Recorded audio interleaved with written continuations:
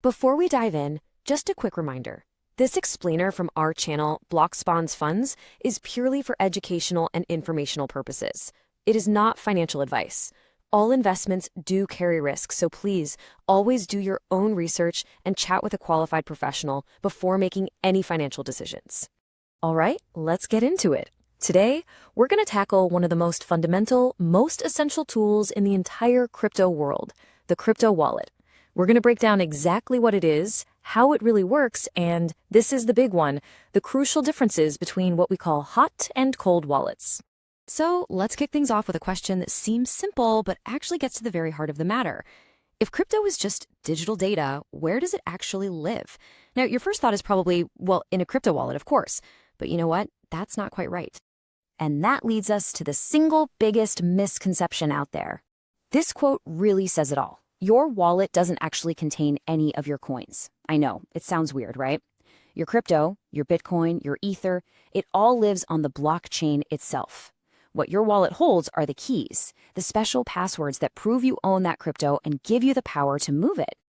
So this requires a pretty big mental shift. The best way to think about it is this. Your wallet isn't a piggy bank stuffed with coins. It's a keychain, a really, really secure keychain. Its whole job is to manage your access to your funds on the blockchain, not to actually store the funds themselves. So what is a crypto wallet technically? Well, it's a digital tool, it could be software on your phone or a physical device, that stores your cryptographic keys. It's basically your personal remote control for the blockchain. It lets you check your balance, send crypto to others, and receive it, all by managing these incredibly important keys. Okay, so if wallets are all about keys, what are these keys? Every single crypto wallet works with a pair of keys that are mathematically tied together. You've got a public key and a private key. And let me tell you, understanding the difference between these two is absolutely essential. It's the whole game. The easiest way to wrap your head around this is with a bank account analogy. Your public key is like your bank account number. You can give it out to anyone, no problem. If someone wants to send you money, they need that number. But your private key, that's like your ATM PIN or your online banking password. It's the secret code that proves you're you and gives you the power to send money out of your account. You keep that secret no matter what. So, what happens if your phone falls in a lake or your computer just completely dies? Are your funds gone forever? Nope. And that is where the seed phrase or recovery phrase comes in. This is your master backup. It's a list of 12 or 24 simple words. And with this phrase, you can restore your entire wallet, all your private keys, all your access on a brand new device. It is your ultimate lifeline. And this shows you just how elegantly it all fits together. It's a hierarchy. Everything starts with that one seed phrase. It's the master root. From that, your wallet generates all of your private keys. From each private key, it generates a public key. And from that public key, it creates the wallet address that you share with people to receive funds. It all stems from one place. Okay, now that we've got the mechanics down, we can talk about the main event. The two major types of wallets you'll hear about all the time. Hot wallets and cold wallets. And this isn't just a nerdy detail. It's a fundamental choice you have to make between convenience and security. And really, it all boils down to one simple trade-off. Hot wallets, which are connected to the internet, are designed for easy accessibility. Cold wallets, which are kept totally offline, are designed for total isolation and security. This chart lays it all out.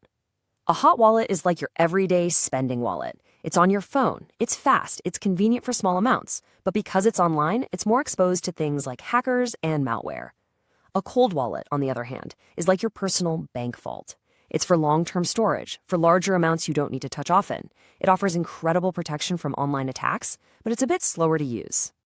So what do these hot wallets look like? Well, you've probably seen them everywhere. They're the mobile apps on your smartphone, the software programs you install on your desktop, or the browser extensions you add to Chrome or Brave. The one thing they all have in common, they're connected to the internet. Cold wallets, on the other hand, are all about being offline. The most popular kind by far is a hardware wallet. It's a little physical device, kind of like a USB stick, built for one thing and one thing only, to keep your private keys safe and offline. A more old-school, low-tech version is a paper wallet, which is literally just your private keys printed on a piece of paper. So how does this all come together when you actually want to send some crypto? It's a pretty slick process. First, you open your wallet app and say, I want to send X amount to this address. Then, behind the scenes, your wallet uses your secret private key to create a unique digital signature on that transaction. That signed message is then sent out to the whole network. And here's the magic. Anyone on the network can use your public key to check that the signature is legit, confirming it came from you without ever seeing your private key. Now, this brings us to another really important distinction, and it's all about custody. In other words, who is actually in control of those private keys? Is it you or is it someone else? When you leave your crypto on a big exchange, you're using a custodial wallet. That means the exchange is holding the private keys for you. Yeah, it's convenient, but it's also a huge risk. If that exchange gets hacked, goes bankrupt, or decides to freeze your account, your funds can be lost. With a non-custodial wallet, you and only you hold the keys. This gives you true ownership and control, but it also means you have all the responsibility. Lose that seed phrase, and your funds are gone for good. And this all leads to probably the most important phrase in the entire crypto space. Not your keys, not your crypto. It's more than just a saying. It's a core principle. It's a simple reminder that if you aren't the one holding the private keys, you don't truly own your assets. You're just trusting someone else to hold them for you. See, this whole system is designed to give you financial self-sovereignty, the ability to be in complete control of your own money. But with that incredible power comes an equally incredible responsibility to protect yourself. So, how do you stay safe? These are the golden rules, and they are not negotiable. Number 1, never, and I mean never, share your private key or your seed phrase with anyone. Store your seed phrase backup offline, somewhere safe, not on your computer or in the cloud. For any amount of crypto that you'd be sad to lose, use a hardware wallet. And always be on the lookout for phishing scams and double, even triple check wallet addresses before you hit send.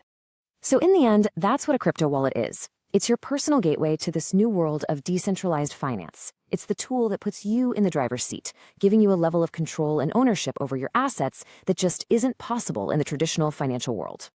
And that really is the final thought I want to leave you with. This technology literally gives you the keys to your own digital vault. It gives you the power to be your own bank. So the only question left is, are you ready for that responsibility? Thanks for watching.